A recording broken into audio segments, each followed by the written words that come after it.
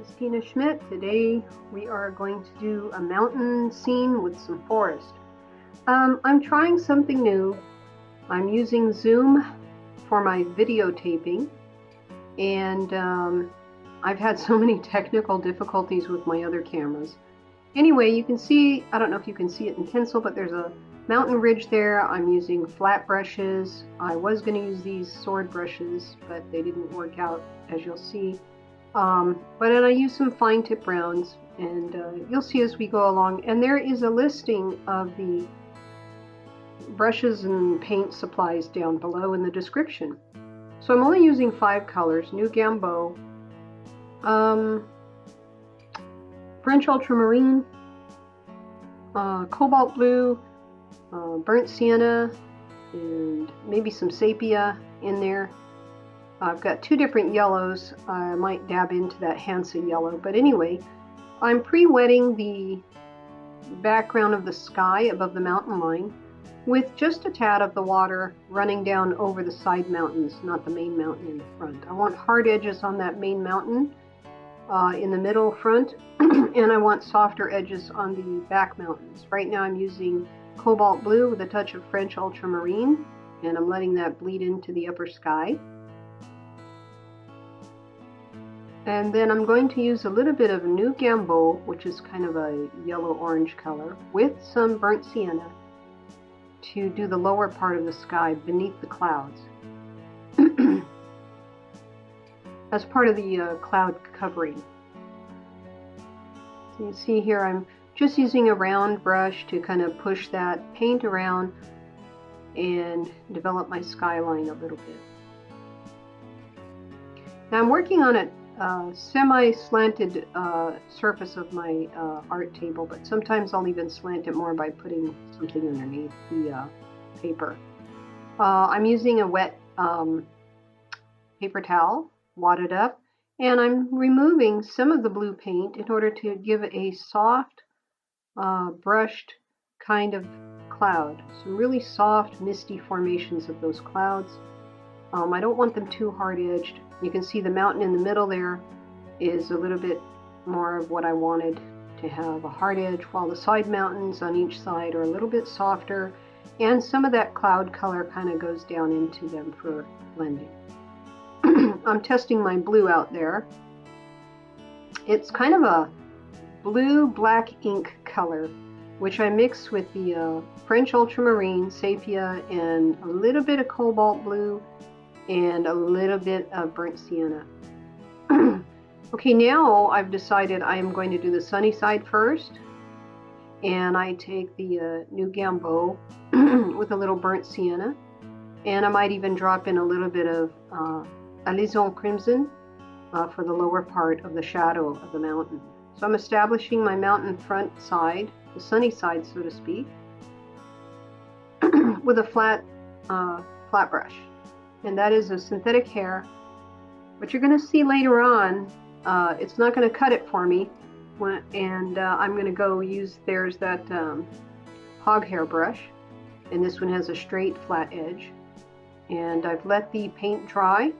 And now I'm going to come in with the darker graphic shade side, shadow side. So here I'm using the edge of that hog hair brush. And I'm just gently scraping and dragging real light, making my dark shadow side and leaving some areas open for melting snow or other effects that I want.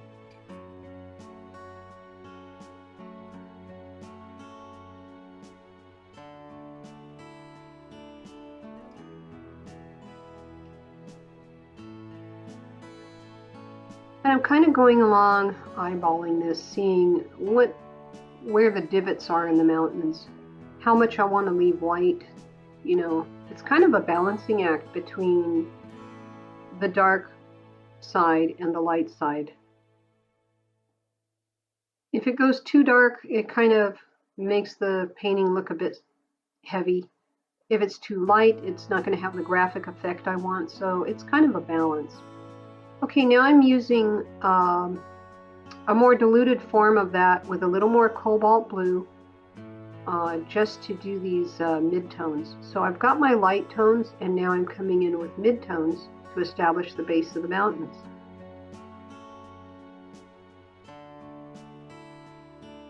And that's just really cobalt blue right there, doing the back side of the snow part of the mountains.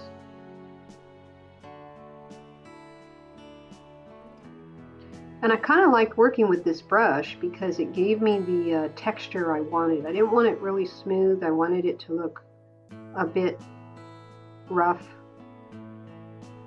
And that facing edge was too harsh, so I kind of worked with it a little to soften some of the effects of it.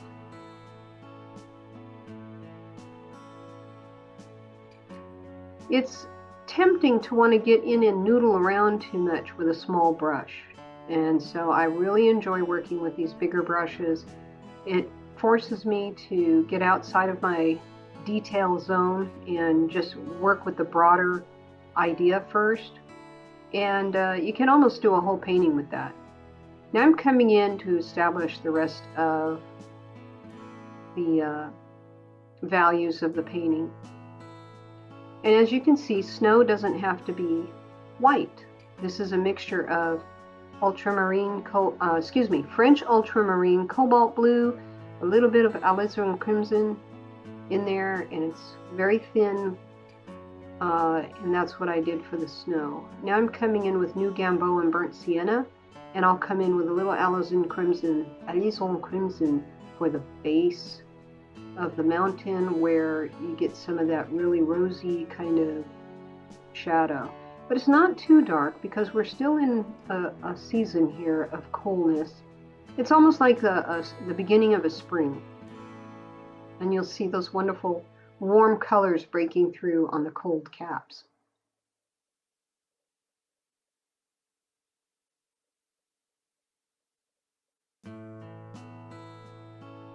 So now I'm establishing my ground plane, and it's nice to work that brush and take it right across the scene there, establishing a ground plane.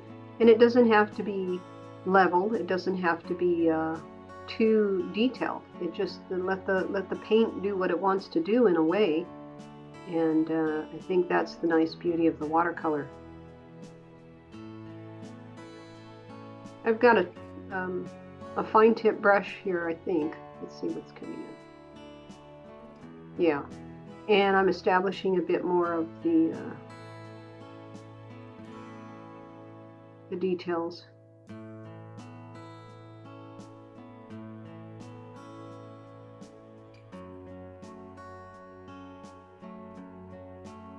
I'm not getting in there noodling too much. It's a bit more painterly. You don't want to get into details.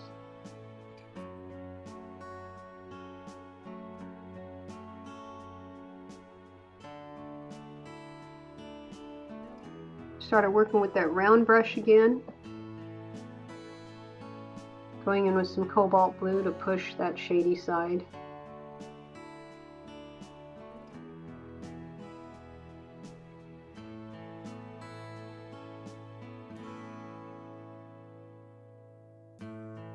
And when the facing sides, the sunny side, starts to look a little flat, I decided, well, I'm going to texture it up a bit. Now I started with this sword brush. I wasn't happy with how it was detailing. It wasn't giving me the broken up edges I wanted, so I dumped that and I went back to my hog hair brush. And you'll see in a moment that I try another brush, which is kind of like a hake brush in a way. And so now I'm back to my hog hair brush, and it worked beautifully. Again, it can do some of the most amazing details. Now I'm mixing up a green. It's sort of the same blue color, but it has new Gamboge and yellow in it. It's just enough green, not enough to be too artificial, but just enough in that blue color to make it look like the trees in the background.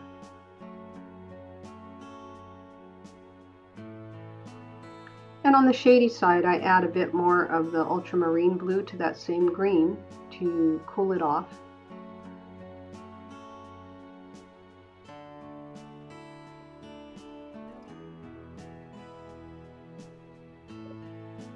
so what I've got, the idea here is there's just some forest trees growing along naturally in the background along the landscape.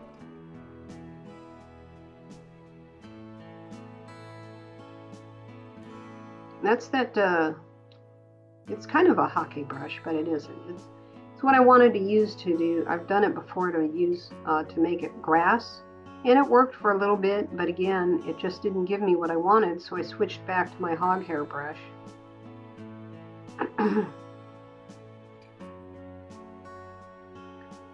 And with just enough dryness, it gave me what I wanted.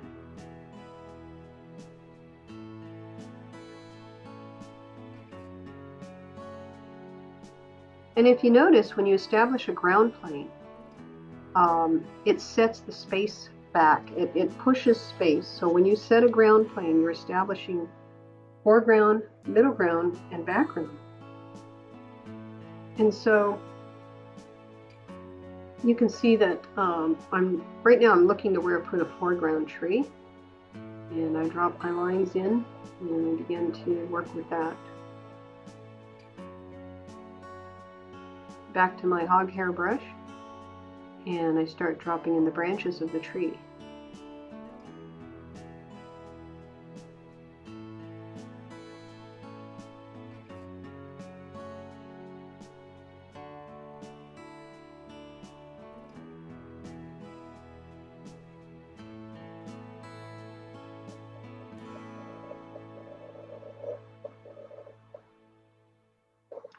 I'm using the same blue for the background that I did on the dark part of the mountains. It's a mixture. It looks like black blue ink. And then I add some green to it by adding that yellow to it. And that sort of makes a dark bluey green. I didn't want to make that tree highlighted, and I also didn't want the eye running off the edge of the sheet. So I framed the mountain by creating these blockades, these trees, these vertical lines that sort of keep the eye moving in, following that curve in the middle ground, the curve going from the left to the right towards the mountain. It sort of leads the eye into the composition. And I'm very big on composition, and so I always try to create images that are not only design nice, but that they have a purpose in how to draw the eye into the composition.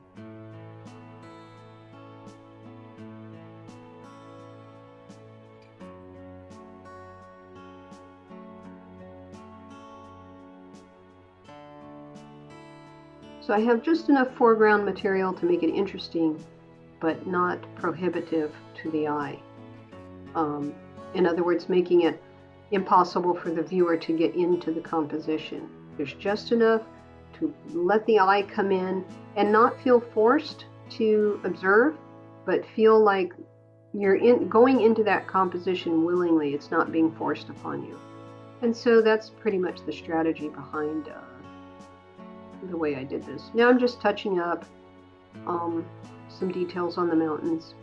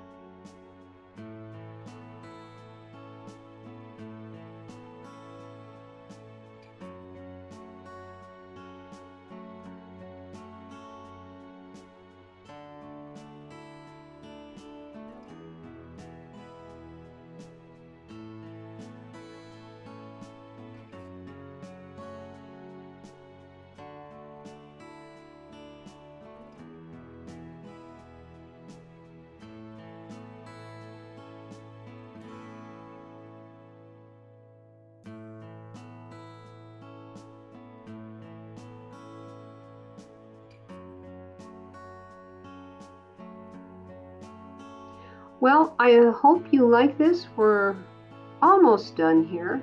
Just a few little accents on the tree. Please like and subscribe if you haven't already. I would appreciate it. Your comments below. And be safe. Come back and visit my channel again. I'll always try to put something new up. And God bless you, and be safe in all that you do. Have safe journeys and enjoy your painting. Thank you for visiting me.